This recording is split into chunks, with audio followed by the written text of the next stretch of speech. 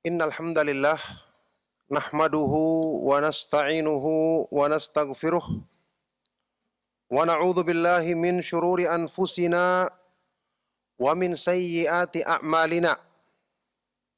May yahdihillahu fala mudhillalah wa may yudlil fala hadiyalah.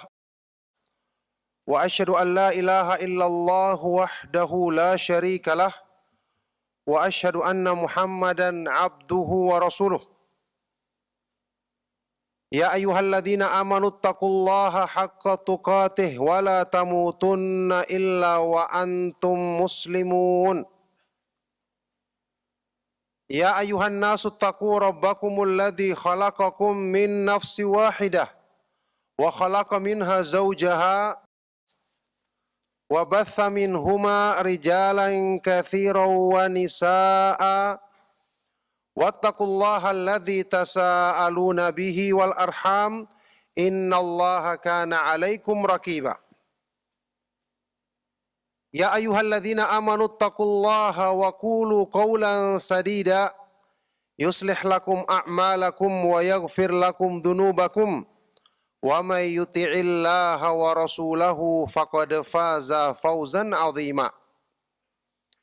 Amma ba'du fa inna asdaqal hadits kitabullah wa khairal huda huda Muhammadin sallallahu alaihi wa alihi wasallam wa syarrul umuri muhdatsatuha wa kullu muhdatsatin bid'ah wa kullu bid'atin dhalalah wa kullu dhalalatin finnar wa ba'du. Alhamdulillah, ma'asyiral muslimin, ma'asyiral ikhwah wal akhwat fid din rahimakumullah.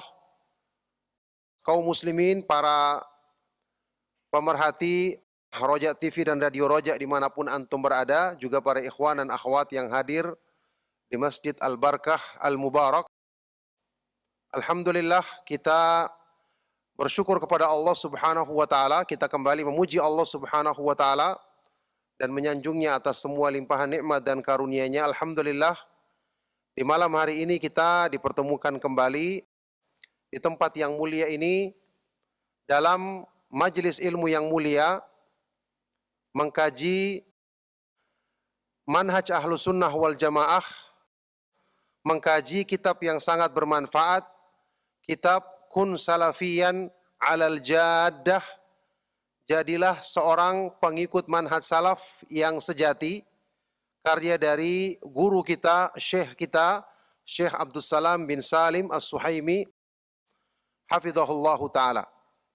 Alhamdulillah, saat ini kita menyelesaikan pembahasan di bab terakhir dari kitab ini, ya. Setelah kita melalui bab-bab yang terdahulu, bagaimana penisbatan kepada manhaj salaf, bagaimana bermuamalah dengan orang-orang yang menyelisihi manhaj salaf, beserta dalil-dalil dari Al-Quran dan Sunnah Rasulullah Sallallahu Alaihi Wasallam tentang menyikapi atau mengkritik orang-orang yang menyimpang dari manhaj Ahlus Sunnah wal Jamaah, dan bagaimana penjelasan dari para ulama salaf tentang masalah-masalah yang penting seperti ini. Dan ini tentu kalau kita tegakkan dengan ikhlas dan di atas ilmu, di atas pemahaman yang benar, dengan izin Allah Subhanahu wa taala akan menjadi sebab kita semakin teguh berpegang teguh dengan, semakin kuat berpegang teguh dengan metode pemahaman Ahlus Sunnah wal Jamaah, sekaligus memberikan pencerahan kepada kaum muslimin, orang-orang yang dikehendaki kebaikannya oleh Allah Subhanahu wa taala untuk bisa mengenal dan menempuh jalan Allah Subhanahu wa taala yang lurus. Barakallahu fikum, di pembahasan yang terakhir di kitab ini, Syekh Abdus Salam hafizahullah taala membawakan bab khusus al-abwabul lati tajuzu fiha al-ghibatu wal jarhu inda ulama'il Islam. Bab-bab, ya, atau tempat-tempat yang diperbolehkan kita melakukan ghibah padanya, serta mengkritik orang yang melakukan kesalahan menurut para ulama Islam. Ini pembahasan terakhir dari kitab ini, ya. Sekali lagi untuk menegaskan bahwasanya ketika para ulama Ahlus Sunnah wal Jamaah menegakkan nasihat dalam rangka menjaga kemurnian Islam tentu saja, dalam rangka untuk menegakkan perintah Allah Subhanahu wa taala dan Rasul-Nya untuk membersihkan agama ini dari kotoran orang-orang yang ingin mengkaburkan pemahaman agama yang benar, atau pentakwilan dari orang-orang yang jahil, atau tahrifal ghalin, menyelewengkan makna ayat-ayat Al-Quran dan sunnah Rasulullah Sallallahu Alaihi Wasallam dari orang-orang yang melampaui batas, maka ternyata ini merupakan perkara yang memang ditunjukkan dalilnya dalam ayat-ayat Al-Quran dan hadis-hadis yang sahih dari Rasulullah Sallallahu Alaihi Wasallam, dan telah ada penjelasan dari para ulama terdahulu tentang hal ini. Dan kita akan baca keterangan Syekh Abdul Salam hafizahullah ta'ala. Dalam pembahasan ini beliau berkata, Qala an-Nawawi rahimahullahu ta'ala, Al-Imam An-Nawawi rahimahullahu ta'ala dalam kitab Riyadhus Shalihin berkata,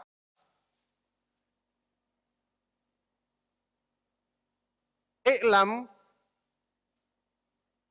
annal ghibata tubahu li gharadin sahihin syar'iyyin la yumkinul wusulu ilaihi illa biha wa huwa sittatu abwabin. Ketahuilah bahwasanya ghibah, kita tahu semua artinya ghibah apa? Kata Rasulullah Sallallahu Alaihi Wasallam dalam hadis yang sahih tentang ghibah, dzikruka akhaka ma yakrah. Kamu menyebutkan hal-hal yang tidak disukai oleh saudaramu tentang dia di belakangnya. Apa hukum asalnya dalam Islam? Jelas diharamkan dan termasuk dosa besar. Tetapi karena ada kemaslahatan yang lebih besar, ya, para ulama menetapkan ada tempat-tempat atau pengecualian dari keharaman ghibah yang di tempat-tempat ini diperbolehkan. Kata beliau di sini, ketahuilah bahwasanya ghibah, menyebutkan kejelekan orang lain di belakangnya, itu diperbolehkan karena ada tujuan yang benar, yang sesuai dengan syariat, yang tidak mungkin bisa dicapai kemaslahatan syariat ini atau tujuan yang benar dalam syariat ini kecuali dengan melakukan ghibah tersebut. Yang beliau sebutkan di sini, wa huwa sittatu abwabin, dan ada 4 tempat. Ada 6 tempat. Ada 6 alasan. Ya, dengan alasan inilah diperbolehkan ghibah. Ikhwan dan akhwat fiddin rahimakumullah, kaum muslimin, para pemerhati Roja TV dan Radio Roja dimanapun antum berada, serta ikhwan dan akhwat yang hadir di Masjid Al-Barkah rahimakumullah. Sudah pernah kita bahas di pembahasan yang lalu tentang hadis Rasulullah Sallallahu Alaihi Wasallam ketika menasihati seorang sahabat perempuan yang dilamar oleh 2 orang sahabat.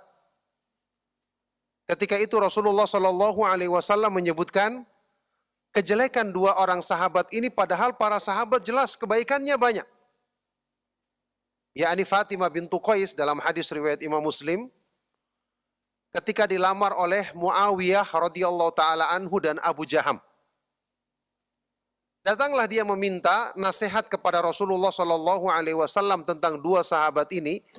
Ketika itu Rasulullah SAW menyebutkan kejelekan 2 sahabat ini, padahal pastinya mereka punya banyak kebaikan. Namanya juga sahabat, mereka berjihad, mereka sholat di belakang Rasulullah SAW, itu sudah kebaikan besar, iya kan? Cukup mereka bersabar masuk Islam ketika banyaknya cobaan saat itu, ini kebaikan besar. Ketika itu Rasulullah SAW mengatakan kepada Fatimah bintu Qais radhiyallahu taala anha, Amma Muawiyatu fasu'lukun la malalahu. Adapun Muawiyah dia orang miskin, tidak ada hartanya. Ya, ini resikonya kalau kau menikah sama dia, ya hidupnya seperti itu. Wa amma Abu Jaham fala yadha'u asahu an atiqihi. Adapun Abu Jaham dia tidak pernah meletakkan tongkatnya dari pundaknya. Yakni suka memukul istrinya. Resikonya kalau kamu menikah sama dia seperti itu sifatnya. Ini berhubungan dengan kemaslahatan siapa? Rasulullah SAW menjelaskan kejelekan dua sahabat ini. Sekarang pertanyaannya, ini termasuk ghibah atau bukan? Kalau dilihat dari bentuknya. Kedua sahabat ini tidak hadir, berarti disebutkan di belakangnya. Dan ini kejelekan atau bukan? Jelas kejelekan, iya kan? Tetapi berhubungan dengan kemaslahatan untuk pernikahan. Dan yang dipertimbangkan di sini seorang perempuan, iya kan? Supaya dia tidak salah pilih.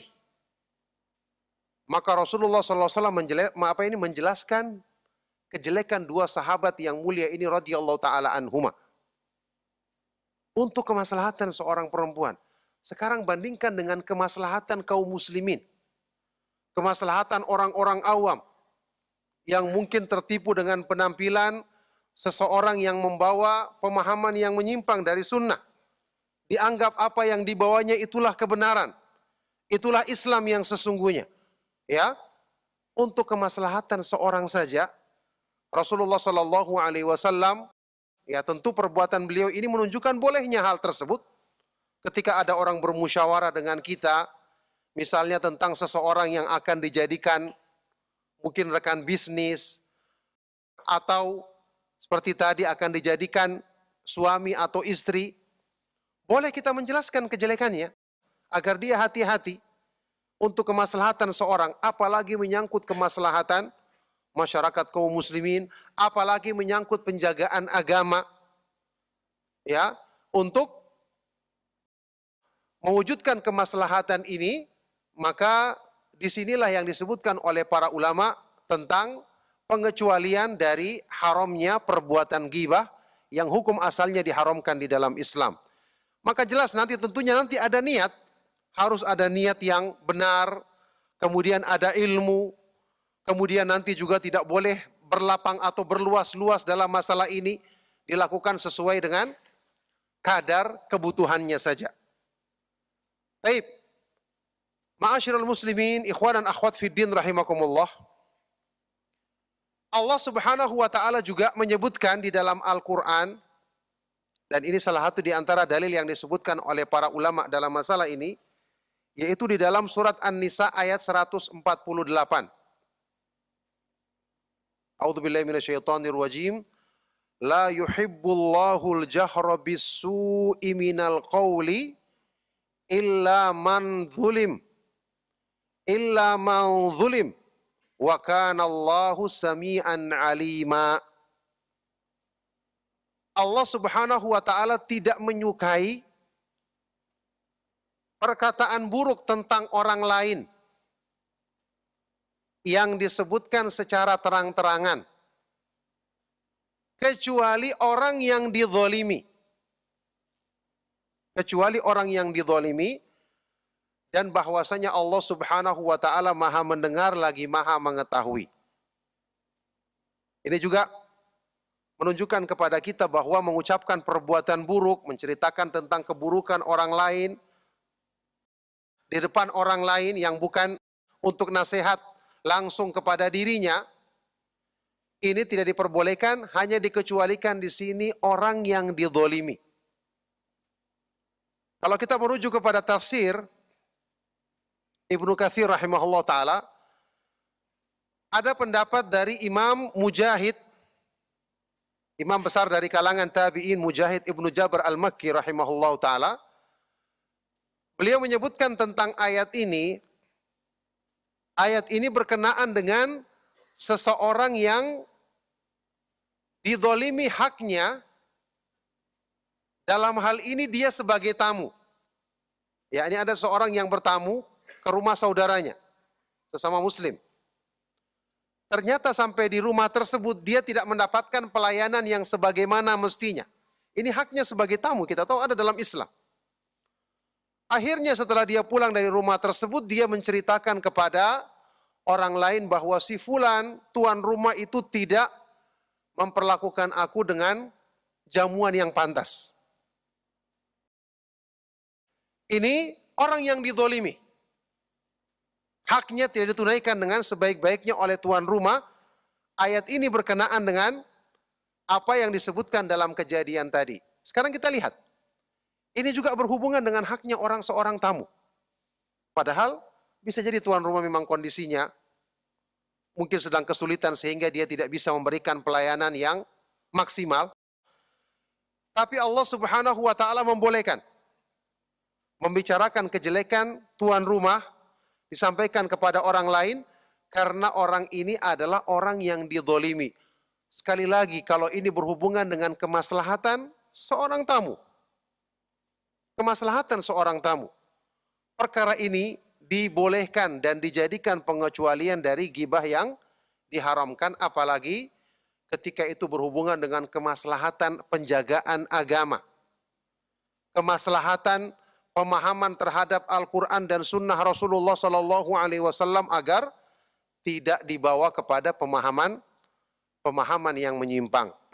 Maka dalilnya tentu sangat banyak dalam hal ini, sebagaimana yang diterangkan oleh para ulama, supaya kita yakin bahwa untuk urusan-urusan memperingatkan kesalahan orang, dari memperingatkan kesalahan orang-orang yang menyimpang dalam memahami Al-Quran dan Sunnah Rasulullah SAW, mengingatkan masyarakat tentang bahaya bid'ah, tentu saja tetap diusahakan dengan bahasa yang santun dan lemah lembut.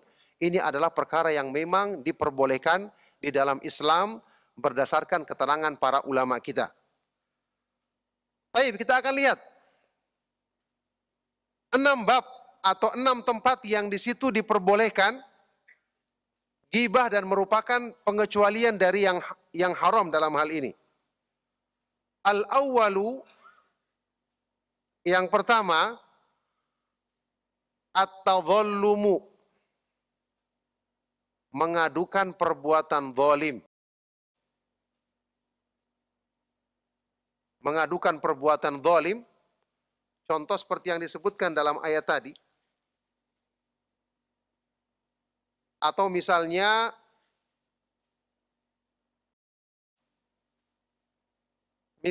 orang yang mengadukan dirinya di depan hakim. Iya kan? Ada seorang yang dizalimi haknya. Dia ingin mengadukan, mencari keadilan untuk dirinya. Mau tidak mau dia harus sebutkan kesalahan orang yang menzalimi dirinya. Iya kan? Karena tidak akan bisa ditegakkan hukum kalau dia tidak menceritakan tentang apa yang terjadi, apa yang kejadian yang sebenarnya, orang ini mengambil haknya, apa sebabnya, dan seterusnya. Ketika dia mengadukan pengaduan kepada hakim, kepada pemerintah kaum muslimin, maka ini hal yang diperbolehkan. Baik. Atsani, yang kedua, al-isti'anatu ala taghyiril munkar wa raddul 'asi ila shawab. Meminta pertolongan untuk merubah kemungkaran. Tidak semua orang bisa merubah kemungkaran sendirian, iya kan? Ada satu kemungkaran, ketika antum turun tangan sendiri, bisa jadi antum akan celaka. Maka datanglah kita misalnya kepada polisi atau kepada aparat, kita adukan. Maka mesti kita akan ceritakan keburukan yang terjadi di tempat tersebut. Ya, ini diperbolehkan. Karena kita ingin tujuannya untuk merubah kemungkaran tersebut agar bisa dicegah keburukan tersebut. Dan untuk raddil 'asi ila shawab, untuk mencegah pelaku maksiat agar kembali kepada kebenaran. Agar kembali kepada kebenaran. Antum punya seorang teman yang melakukan kesalahan. Ketika antum datang menasihati dia, ternyata dia menganggap selevel. tidak mau dengarkan nasihat kita. Ya, intinya susah dinasihati. Antum mengetahui ada seorang yang berilmu, mungkin ustadz, yang dekat dengan teman ini dan antum ketahui teman ini sangat segan dan hormat kepada ustadz ini. Antum niatnya ingin teman ini agar dapatkan nasihat. Ternyata antum sampaikan nasihat malah dia ngeyel, membantah, atau menganggap nasihat kita tidak begitu berpengaruh bagi dirinya. Maka dengan pertimbangan agar dia bisa berubah, antum datang ke orang yang dihormatinya ini atau ustadz yang diseganinya ini, antum ceritakan. Ada teman si fulan, dia sangat hormat kepada antum ustadz, kalau antum yang menyampaikan hal ini kepada dia, insya Allah dia akan menerima nasihat tersebut. Ini diperbolehkan. Karena kita sudah berusaha dengan diri kita, ternyata tidak diterima. Ya, sepanjang cerita keburukan ini tidak sampai menyebar luas, lebih daripada orang yang kita bisa harapkan menasihati dia, maka ini termasuk hal yang diperbolehkan. Baik, ats-tsalits, yang ketiga.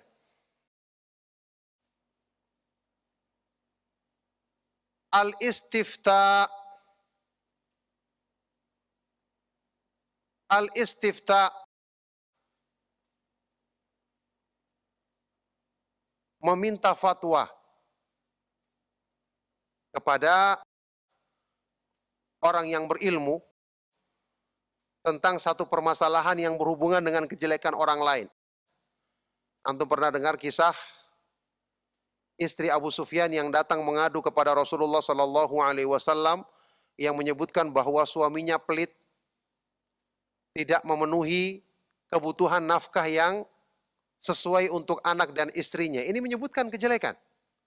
Tapi dalam rangka meminta solusi, bagaimana kalau terjadi seperti ini?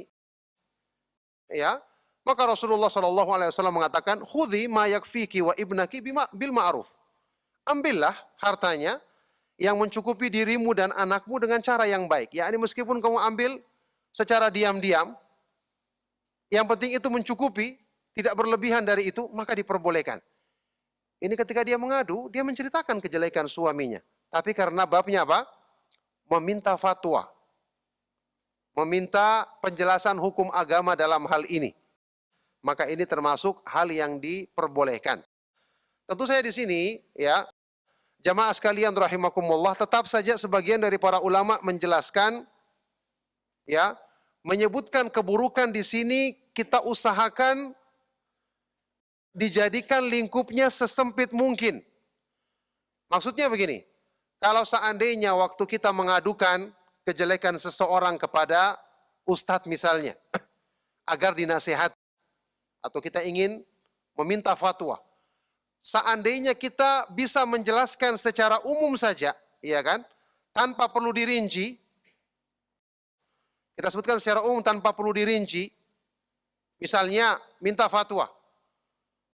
Tidak perlu kita sebutkan kepada ustadz tersebut orang yang dimaksud karena mungkin dia kenal. Katakan saja, ustadz, ada seorang yang berbuat seperti ini, bagaimana kira-kira cara mengatasinya? Kalau seandainya dengan cara umum seperti ini, secara garis besar seperti ini mencukupi, tercapai tujuan, maka itu yang ditempuh. Kalau tidak bisa harus dengan rinci, maka ini termasuk hal yang diperbolehkan. Jadi tentu dalam masalah ini juga tidak boleh kita berluas-luas karena ini sesuatu yang asalnya tidak diperbolehkan. Barakallahu fikum. Nah. Baik, ar-rabi, yang keempat. Tahdhirul muslimina minasyarri wa nasihatuhum. Memperingatkan kaum muslimin dari keburukan serta memberikan nasihat kepada mereka.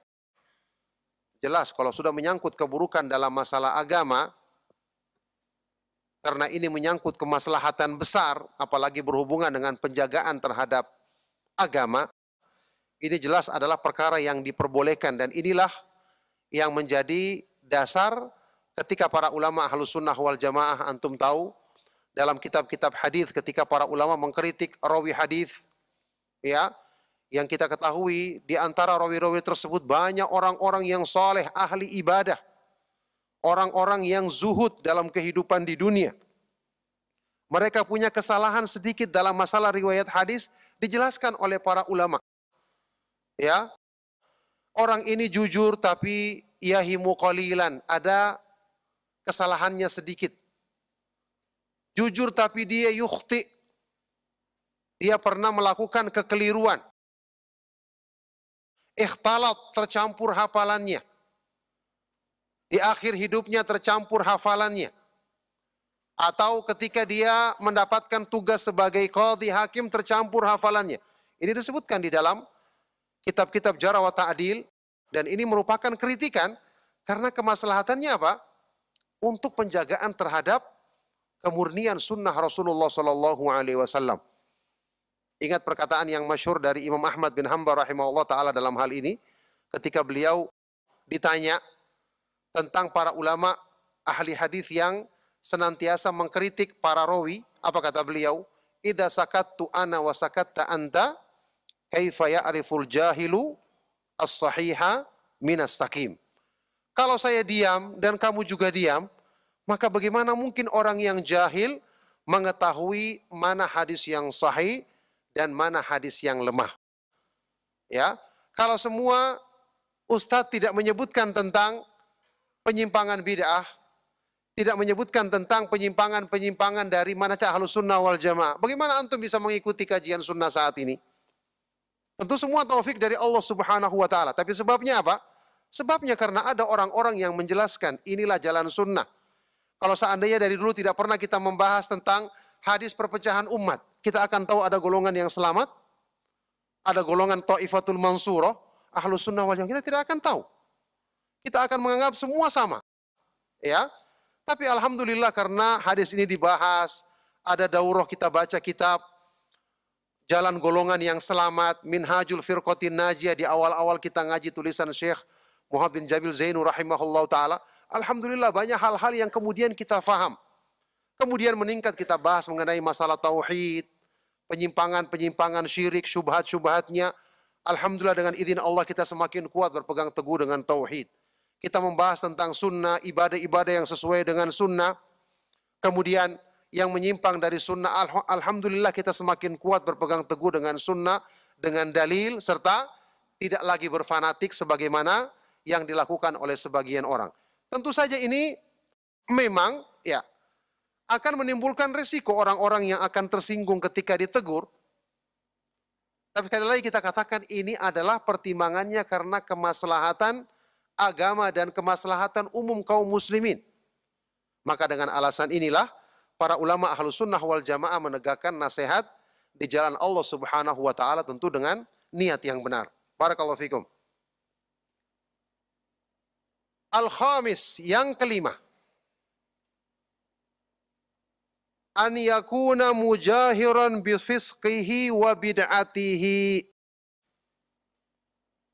Seseorang yang melakukan perbuatan terang-terangan, melakukan perbuatan buruk secara terang-terangan, yakni kefasikan atau kebid'ahan. Kalau seandainya perbuatan buruk tersebut dilakukan sembunyi-sembunyi, tidak diumumkan, maka haknya juga tegurnya sembunyi-sembunyi. Kita datangi dia secara berdua, ajak dia, lakukan nasihat 4 mata, ya, karena perbuatan buruknya tertutup.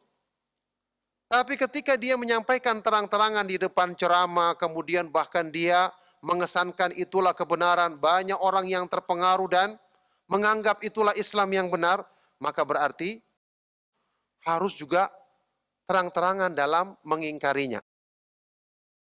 Jadi dalam Islam itu perbuatan maksiat diingkari sesuai dengan kadar tersebarnya maksiat tersebut. Sama dengan waktu kita membahas taubatnya orang yang melakukan perbuatan bid'ah misalnya. Karena dia melakukan terang-terangan, berarti taubatnya dia tidak bisa sembunyi-sembunyi, harus dia menjelaskan. Ya, sebagaimana yang diterangkan oleh para ulama seperti Imam Ibnu Qayyim rahimahullah taala ketika menyebutkan makna firman Allah Subhanahu wa taala tentang tobatnya orang-orang yang melakukan menyembunyikan makna dari ayat-ayat Al-Quran, termasuk dalam hal ini adalah pelaku bid'ah. Allah Subhanahu wa taala berfirman, illal ladzina tabu wa aslahu wa bayyanu. Kecuali orang-orang yang bertobat. Ini tahapannya. Kemudian dia memperbaiki dirinya dan menjelaskan kesalahannya tersebut.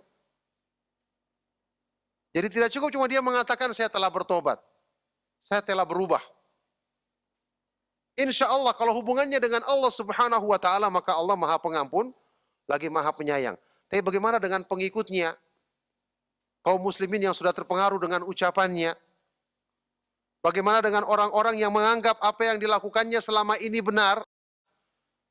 Yang kemudian ketika dia tidak mengatakan saya telah bertobat, dia tidak merinci, orang tidak mengetahui bertobat dari mana. Maka dia harus menjelaskan.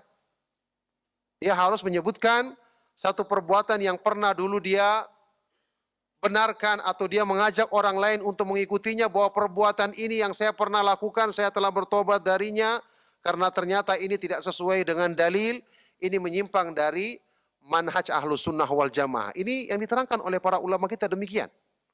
Jadi sesuai dengan kadar tersebarnya keburukan tersebut, demikianlah ya kita mengingkarinya atau ketika kita ingin bertobat darinya. As-sadisu yang keenam,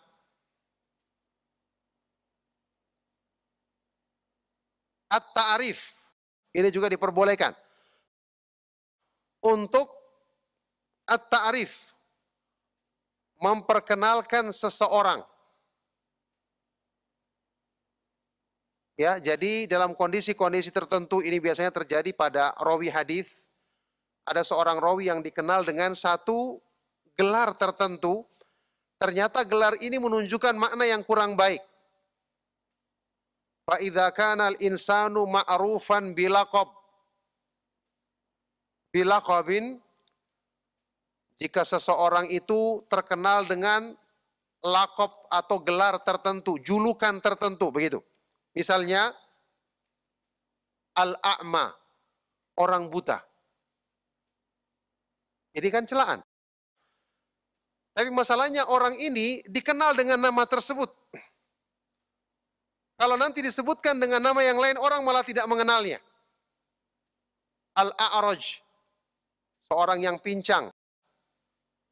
Ini disebutkan oleh para ulama di dalam menyebutkan sebagian dari rawi, seperti Al-A'mash, ya, imam besar dari kalangan tabi'in penduduk Kufah, Sulaiman ibnu Mahran Al-Kahili Al-Kufi, yang termasuk porosnya riwayat dari penduduk Kufah di zaman tabi'in. Beliau disebut dengan Al-A'mash. Ya, ada Imam Al-A'raj. Kemudian Al-Asam, seorang yang tuli. Jaza ta'rifuhum bidzalik, maka boleh diperkenalkan atau disebut namanya dengan gelar atau julukan yang sudah terkenal ini. Ini sekali lagi dalam kondisi dibutuhkan. Adapun dalam kondisi-kondisi yang orang sudah mengenal dia, maka tidak perlu kita menggunakan julukan tersebut. Baik. Wa qad nadhama ba'dul ulama'i hadhil abwaba fi qawlihi. Kemudian sebagian dari para ulama telah membuat nazam, yakni semacam syair untuk menyebutkan 6 perkara yang merupakan pengecualian dari ghibah yang diharamkan ini. Salah seorang ulama ada yang menyebutkan bait syair seperti ini. Al-qadhu laisa bighibatin fi sittatin. Fi sittati mutadhallimun wa mu'arrifun wa muhadziru wa mujahirun fisqan wa mustaftin wa man talabal i'anata fi izalati munkari. Al-qadah, mencela orang lain, bukanlah termasuk ghibah dalam 6 6 permasalahan. Dalam 6 tempat. Mutadzalim, orang yang mengadukan kedzaliman. Yang kedua, mu'arrif, orang yang menyebutkan seseorang dengan julukan yang sudah dikenal. Wa muhadzir, dan orang yang memperingatkan kaum muslimin dari kesalahan atau perbuatan bid'ah yang dilakukan oleh seorang tokoh bid'ah misalnya. Wa mujahirun fisqan, dan orang yang menampakkan terang-terangan perbuatan fasik. Kemudian orang yang mustaftin, meminta fatwa. Dan wa man talaba, dan orang yang meminta pertolongan untuk menghilangkan kemungkaran. Jadi 6 perkara ini, ya, kita ingat ini termasuk perkara yang hal-hal yang diperbolehkan melakukan ghibah padanya, dan ini adalah alasan yang dibenarkan di dalam syariat. Baik, ditambahkan di sini oleh Syekh As-Suhaimi hafizahullah taala, Syekh Abdul Salam As-Suhaimi hafizahullah taala, qultu, aku katakan, wa qad dzakara Syekhul Islam Ibnu Taimiyah rahimahullah taala fi jawazi ghibatil mubtadi syartaini. Syekhul Islam Ibnu Taimiyah rahimahullah taala telah menyebutkan ada 2 syarat diperbolehkannya kita menyebutkan keburukan ahlul bid'ah di belakangnya, yakni menggibai ahlul bid'ah. Harus ada syaratnya. Ada 2 syaratnya. Al-awwal, asyartul awwal, syarat yang pertama apa? Al-ilmu. Harus kita memiliki ilmu. Ilmu tentang masalah tersebut adalah benar-benar bid'ah dan telah tersebar. Sehingga butuh untuk diperingatkan kaum muslimin dari bahaya bid'ah tersebut. Ilmu untuk kita mengetahui juga bahwa orang yang melakukan atau menyebarkan bid'ah ini benar-benar penyebaran bid'ah tersebut bersumber dari dirinya, jadi bukan cuma oh katanya dia bilang seperti ini. Ada kabar dia melakukan perbuatan seperti ini, tidak boleh. Mungkin saya pernah cerita kepada antum dulu, ya, sebagian dari masyayikh kita, seperti Syekh Abdul Malik Ramadhani Al-Jazairi hafizahullah taala pernah menyebutkan ketika dia ingin membantah seseorang yang punya pemikiran takfir, ya, beliau mengatakan waktu kita berkunjung ke rumah beliau hafizahullah taala, beliau menjelaskan bahwa sebenarnya untuk membantah kesalahan orang ini sangat mudah karena jelas sekali dalil-dalilnya dan kitab-kitab para ulama telah menjelaskannya. Apalagi dalam masalah ini kita tahu banyak bantahan dari para ulama, tinggal menukil penjelasan mereka. Tapi yang susah adalah mengumpulkan data yang benar-benar sumbernya bisa dipertanggungjawabkan. Karena orang ini jelas, dia sudah mengucapkan, tapi kan kita butuh. Misalnya rekaman ceramahnya, berarti harus dengarkan. Mungkin CD yang terekam atau mungkin ada di YouTube dan seterusnya. Ya. Kemudian kalau tulisan kita harus cari tulisannya. Jadi yang mengumpulkan data seperti ini karena dalam rangka untuk benar-benar memastikan bahwa kesalahan atau pemahaman bid'ah ini benar-benar diucapkan oleh orang tersebut, karena yang namanya menuduh dusta ini sampai pun terhadap pelaku bid'ah, bahkan orang kafir tidak boleh kita lakukan. Iya kan? Yang namanya kita mengatakan dia berbuat seperti ini padahal tidak terbukti. Ini tidak boleh kita lakukan kepada siapapun. Ya. Jadi benar-benar kita punya ilmu dalam masalah ini. Kita punya ilmu syar'i untuk menjelaskannya, kita juga punya ilmu tentang bahwa orang ini benar-benar mengucapkan atau mengatakan, melakukan perbuatan bid'ah tersebut.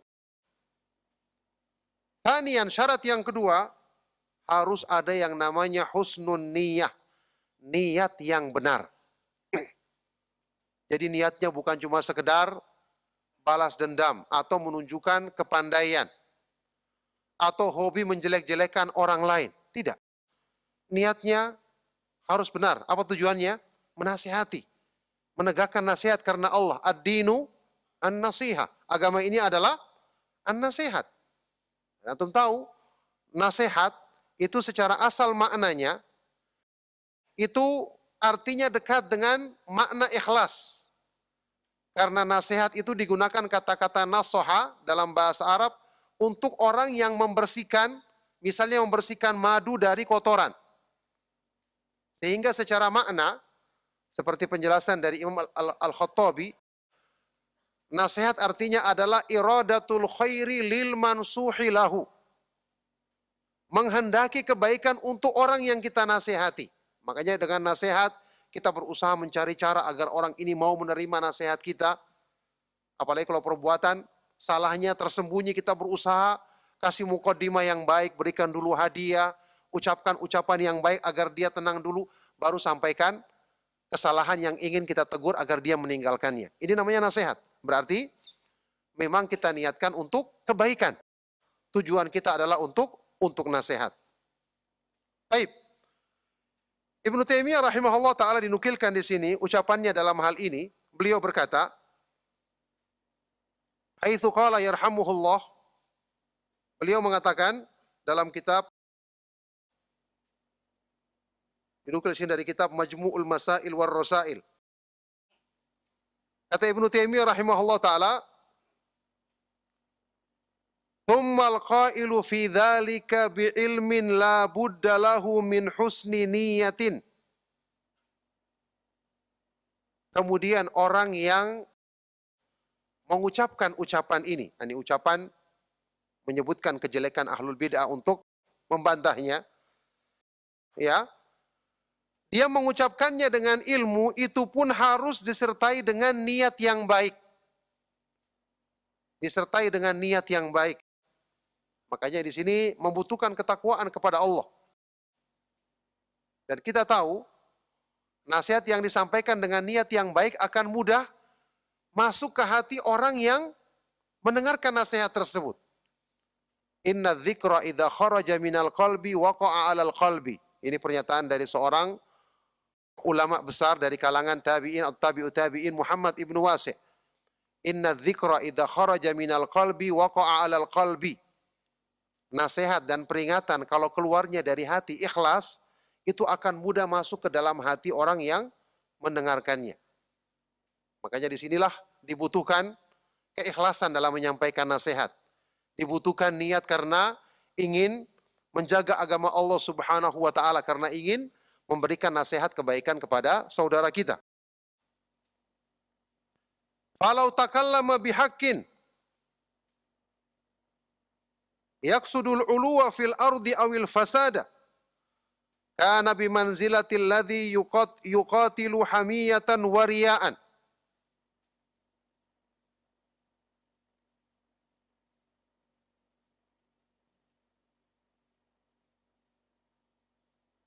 Seandainya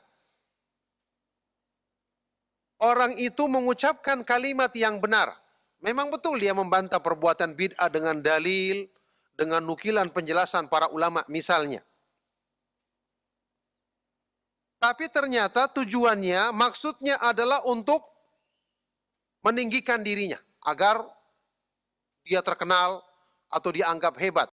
Tujuannya untuk ulu fil ardi, untuk kesombongan di muka bumi ini. Atau untuk melakukan kerusakan, maka ini kedudukannya seperti orang yang berperang dalam rangka hamiyah, dalam rangka fanatik, ingin membela kelompoknya, bukan tujuannya karena Allah Subhanahu wa ta'ala. Atau tujuannya untuk riya, untuk memperlihatkan amalnya kepada orang lain. Jadi meskipun dia berperang, benar-benar misalnya simbolnya atau slogannya adalah membela Islam, tapi tujuannya adalah tujuan-tujuan yang selain berperang di jalan Allah Subhanahu wa ta'ala, maka kedudukannya seperti orang yang tadi berbicara tentang ahlul bid'ah dengan dalil, tapi tujuannya untuk meninggikan dirinya. Wa in takallama li ajlillahi ta'ala mukhlishan lahu dina kana minal mujahidina fi sabilillahi min warathatil anbiya'i khulafa'ir rusuli alaihi wassalatu wassalam, walaysa hadzal babu mukhalifan liqaulihi sallallahu alaihi wasallam, al-ghibatu dzikruka akhaka bima yakrah. Tapi kalau dia membicarakan tentang ahlul bid'ah karena Allah, niatnya ikhlas karena Allah, mengikhlaskan baginya agama, maka orang seperti ini adalah kedudukannya seperti orang yang berjihad, menegakkan jihad di jalan Allah Subhanahu wa taala. Dia termasuk pewaris para nabi dan khulafaur rusul. Ya, dia adalah termasuk khalifah para rasul alaihi wassalatu wassalam di muka bumi ini, dan ini tidaklah bertentangan dengan larangan ghibah yang disebutkan dalam hadis Rasulullah sallallahu alaihi wasallam, al-ghibatu dzikruka akhaka bima yakrah. Ghibah itu adalah ketika kamu menyebutkan tentang saudaramu kejelekan atau menyebutkan sesuatu yang tidak disukainya. Maka di sini Ibnu Taimiyah menjelaskan syarat tadi, ilmu dan ikhlas. Inilah yang menjadi sebab diperbolehkannya seseorang menyebutkan kejelekan orang lain dalam rangka untuk menegakkan agama Allah Subhanahu wa taala. Itu di adzan ya. Baik. Barakallahu fikum, insyaallah kita cukupkan sampai di sini. Setelah selesai salat Isya kita lanjutkan membaca keterangan yang masih tersisa dari penjelasan Syekhul Islam Ibnu Taimiyah rahimahullah taala. Sallallahu wasallam wa barak ala nabiyina Muhammad wa ala alihi wa sahbihi wa man tabi'ahum bi ihsanin ila yaumiddin walhamdulillahi rabbil alamin. Wassalamualaikum warahmatullahi wabarakatuh. Roja TV, saluran tilawah Al-Quran dan kajian Islam. Karena sesungguhnya saudara kita, sama muslim di sini yang disebutkan di dalam hadis tadi, kamu menyebutkan kejelekan saudaramu, ya, menyebutkan hal yang tidak disukainya, menyebutkan kejelekannya. Saudara di sini adalah seorang mukmin. Saudara kita di sini adalah orang yang beriman. Dan saudara orang yang beriman, kalau dia jujur dalam imannya, benar dalam imannya, mestinya dia tidak membenci kebenaran yang dicintai oleh Allah Subhanahu wa taala dan Rasulnya. Yakni ketika kita menyebutkan kejelekan saudara kita tersebut, tapi dalam rangka menegakkan agama Allah Subhanahu wa taala, contoh seperti tadi, orang yang melakukan perbuatan bid'ah, tersebar perbuatan bid'ahnya, kita nasihati kaum muslimin untuk menjauhinya. Mestinya kalau imannya benar, dia tidak akan membenci kebenaran yang ini dicintai oleh Allah dan Rasulnya. Meskipun itu dalam persaksian untuk dirinya sendiri, persaksian yang dianggap merugikan dirinya sendiri atau orang-orang yang keluarganya sendiri. Bahkan hendaknya dia berusaha untuk menegakkan keadilan dalam masalah ini dan berusaha untuk menjadi saksi karena Allah, meskipun dalam hal yang berhubungan dengan saksi untuk memberatkan dirinya sendiri atau kedua orang tuanya atau kerabatnya. Ya, ini dalam masalah ini, kalau seseorang yang imannya itu benar, sampai pun sesuatu yang dianggap menjelek-jelekkan dirinya, tapi kalau dalam rangka untuk kebaikan, apalagi dalam tujuan yang dicintai oleh Allah Subhanahu wa taala dan Rasulnya, maka tentu harusnya dia tidak membenci hal tersebut. Wa mata kariha hadzal haqq kana naqisan imanuhu yanqusu min ukhuwatihi biqadri ma naqasa min imanihi. Tapi ketika dia tidak menyukai kebenaran seperti ini, berarti ini menunjukkan imannya kurang sempurna. Maka berarti akan berkurang persaudaraan kita karena dia, sesuai dengan kadar keimanannya yang berkurang itu. Falam yu'tabar karahatuhu minal jihatil lati naqasa minha imanuhu. Maka dari sisi ini tidak perlu diperhitungkan ketidaksukaannya dari arah yang di situ memang imannya sedang kurang. Idh karahatuhu lima yuhibbuhu Allah wa rasuluh tujibu taqdima mahabbatallahi wa rasulihi. Karena kebenciannya terhadap hal yang dicintai oleh Allah dan Rasulnya mengharuskan kita harusnya mendahulukan kecintaan Allah subhanahu wa ta'ala dan Rasulnya. Kama qala ta'ala, sebagaimana firman Allah subhanahu wa ta'ala, wallahu wa rasuluhu ahaqqu an yurduh. Allah dan Rasulnya lebih berhak untuk kita cari keridhoannya. Ini penjelasan dari Syekhul Islam Ibnu Taimiyah rahimahullah ta'ala tentang syarat dan juga perkara-perkara yang diperbolehkan untuk kita melakukan gibah padanya. Oleh karena itu orang yang mungkin menjadi sasaran dalam gibah di sini, kalau dia benar keimanannya mestinya dia tidak membenci hal tersebut, karena di sini tujuannya adalah untuk mendahulukan kecintaan Allah subhanahu wa ta'ala dan Rasulnya. Taib, di bagian penutup dari kitab ini, Syekh Abdul Salam As-Suhaimi hafizahullah ta'ala menambahkan penjelasan, wa nakhtimu hadhihi durus bima dzakarahu Syekh Bakar Abu Zaid fil mabhasit tasi' min kitabihi Hajril Mubtadi'. Kita akan menutup pembahasan kitab ini dengan penjelasan yang disebutkan oleh Syekh Bakar Abu Zaid rahimahullah ta'ala di pembahasan yang ke-9 dari kitabnya Hajrul Mubtadi', memboikot pelaku bid'ah. Ya, uqubatu man walal mubtadi'ah, di pembahasan tentang hukuman yang diberikan kepada orang yang loyal kepada pelaku bid'ah. Haitsu qala hafizahullah, ya, di mana beliau berkata, ya, ketika itu dinukil, tentu beliau masih hidup, sekarang sudah meninggal rahimahullah. Kama annal mutakallima bil batili syaitanun natik fasakitu anil haqqi syaitanun akhras. Kama qala Abu Ali Ad-Daqqaq al-mutawaffa sanata 60 wa 400 lil hijrah rahimahullah.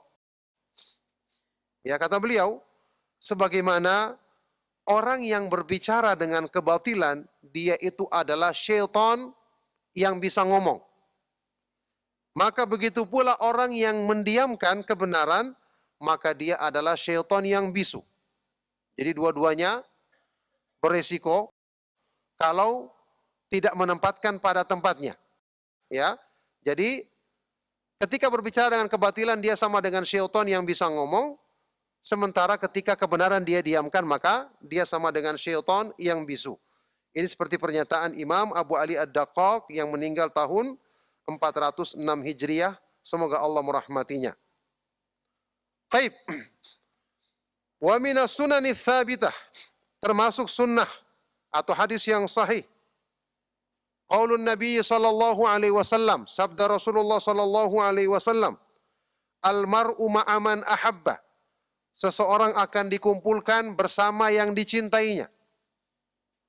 Wa qad qala Anasun radhiyallahu taala anhu. Anas bin Malik ketika mengomentari hadis ini hadis riwayat Bukhari Muslim, ya. Anas bin Malik radhiyallahu taala anhu ketika mengomentarinya berkata, Fama farihal muslimuna bi syai'in ba'dal Islam farahahum bihadzal hadis. Tidaklah kaum muslimin merasakan kegembiraan setelah masuk Islam seperti gembiranya mereka ketika mendengarkan hadis ini. Karena kita akan dikumpulkan bersama orang yang kita cintai. Ya, kalau kita mencintai para sahabat radhiyallahu taala anhum ajma'in, apalagi mencintai Rasulullah sallallahu alaihi wasallam, maka kita akan dikumpulkan bersama mereka di dalam surga nanti. Semoga Allah subhanahu wa ta'ala mudahkan itu bagi kita semua. Wa qad shaddada al-a'immatu an-nakira ala man naqadha asl al-i'tiqadi fataraka hajral mubtadi'ati. Maka sungguh para imam ahlu sunnah sangat keras mengingkari orang-orang yang menyelisihi landasan keyakinan atau landasan akidah Ahlussunnah wal Jamaah ini, yaitu orang-orang yang meninggalkan sikap memboikot pelaku bid'ah. Jadi memboikot pelaku bid'ah atau ahlul bid'ah ini merupakan bagian dari prinsip dasar akidah Ahlussunnah wal Jamaah. Karena termasuk dari prinsip al-wala' wal bara', menempatkan cinta dan kebencian karena Allah Subhanahu wa taala. Baik. Wa fi ma'radi raddi Syekhul Islam Ibnu Taimiyah rahimahullah ala al-ittihadiyah qala. Dan ketika Syekhul Islam Ibnu Taimiyah rahimahullah telah menyebutkan di sela-sela bantahannya terhadap pemahaman ittihadiyah, orang-orang yang menyatakan keyakinan kufur Allah Subhanahu wa taala menyatu dengan makhluknya, ta'ala Allah amma yaquluna uluwan kabira, maha tinggi dan maha suci Allah dari ucapan yang sangat buruk tersebut. Kata Ibnu Taimiyah, wa yajibu uqubatu kulli man intasaba ilaihim au dhabba anhum au athna alaihim au azzama kutubahum au urifa bimusa'adatihim wa muawanatihim au karihal kalama fihim au akhadha ya'tadhiru lahum bi anna hadzal kalama la yadri ma huwa au man qalahu innahu sannafa hadzal kitab. Wajib untuk memberikan hukuman pada setiap orang yang menisbatkan diri kepada mereka atau membela mereka atau memuji mereka atau mengagungkan kitab-kitab mereka, atau diketahui dia membantu mereka dan menolong mereka, atau membenci orang yang mengkritik, meluruskan kesalahan mereka, atau orang yang memberikan udzur kepada mereka, ya, dengan mengatakan ucapan ini tidak diketahui apa hakikatnya atau siapa yang mengatakannya, atau dia menulis kitab ini, berbagai macam udzur. Ini harus diberikan hukuman terhadap orang-orang yang mendukung atau membantu kebid'ahan, memberikan udzur kepada pelaku bid'ah seperti ini. Wa amthalu hadhil ma'adhiri allati la yaquluha illa jahilun au munafikun bal tajibu uqubatu kulli man arafa halahum wa lam yu'awin alal qiyami alaihim fa innal qiyama ala haula'i min a'dhamil wajibati li'annahum afsadul uqula wal adyana ala khalqin minal masyayikh wal ulama'i wal muluki wal umara'i wa hum yas'auna fil ardi fasada wa yasudduna an sabilillah. Masih kata beliau, ya, dan hal-hal lain yang semisal udzur-udzur seperti ini yang tidak akan diucapkan kecuali oleh orang yang jahil atau orang yang munafik. Na'udzubillahi min dzalik. Bahkan wajib memberikan hukuman kepada semua orang yang mengenal keadaan mereka tapi tidak menolong untuk menegakkan hujah membantah mereka. Karena sesungguhnya menegakkan kebenaran terhadap mereka ini adalah termasuk kewajiban yang paling besar dalam Islam. Ya, karena mereka telah merusak akal, pemahaman manusia, merusak agama, ya, merusak terhadap sekelompok orang dari para masyayikh dan para ulama, mempengaruhi para ulama, mempengaruhi para raja dan para pemimpin dengan pemahaman yang sesat ini, dan mereka adalah orang-orang yang mengusahakan kerusakan di muka bumi dan menghalangi manusia dari jalan Allah Subhanahu wa taala. Maka ini penjelasan dari Syekhul Islam Ibnu Taimiyah rahimahullah taala, kemudian dikomentari oleh Syekh Bakar Abu Zaid rahimahullah. Farahimallahu Syekhul Islam Ibnu Taimiyah wa saqahu min salsabilil jannati amin. Maka semoga Allah merahmati Syekhul Islam Ibnu Taimiyah dan semoga Allah Subhanahu wa taala memudahkannya untuk meminum dari sungai Salsabil, mata air Salsabil di surga nanti. Amin. Fa inna hadzal kalama fi ghayati diqqati wal ahamiyah. Sungguh ucapan yang beliau ucapkan ini benar-benar merupakan ucapan yang sangat teliti dan sangat penting. Wa huwa wa in kana fi khususi mudhaharatil ittihadiyati illa annahu yantadhimu jami'al mubtadi'ati. yang mana ucapan beliau ini, ya, meskipun khususnya ketika membahas penyimpangan al-ittihadiyah, orang-orang yang punya pemahaman tadi meyakini Allah Subhanahu wa taala menyatu dengan makhluknya, pemahaman yang sangat kotor, naudzubillah min dzalik. Akan tetapi kata Syekh Bakar Abu Zaid, ini sesuai untuk dipraktekkan kepada semua ahlul bid'ah. Semua pelaku bid'ah, bukan cuma dalam bid'ah ini saja. Fakullu man dhahara mubtadi'an fa'adhamahu aw adhama kutubahu wa nasharaha bainal muslimina wa nafakha bihi wa biha wa asya'a ma fiha min bid'in wa dhalalin wa lam yakshifhu fi ma ladayhi min zaygin wa ikhtilalin fil i'tiqadi inna man fa'ala dhalika fahuwa mufarritun fi amrihi wajibu qat'i syarrihi li'alla yata'adda ilal muslimin. Maka semua orang yang membantu atau mendukung ahlul bid'ah dengan mengagungkannya atau mengagungkan kitab-kitabnya, menyebarkan kitab-kitabnya di kalangan kaum muslimin, atau membesar-besarkannya, membesarkan pelaku bid'ahnya dan kitab-kitabnya, serta menyebarkan pemahaman bid'ah dan kesesatan yang terdapat di dalam kitab-kitab tersebut, dan tidak menjelaskan kesesatan dan kerusakan akidah di dalamnya, sungguh orang yang melakukan seperti ini berarti orang yang melampaui batas dalam urusannya. Wajib untuk kita segera memutus keburukan ini supaya tidak menular kepada kaum muslimin yang lainnya, tidak menimpa kaum muslimin yang lainnya. Wa qad ubtulina hadzal zamana bi aqwamin ala hadzal minwali yu'azzimuna al-mubtadi'ata wa yanshuruna maqalatihim. Sungguh musibah telah menimpa kita di zaman ini dengan keberadaan orang-orang yang mengikuti model seperti ini.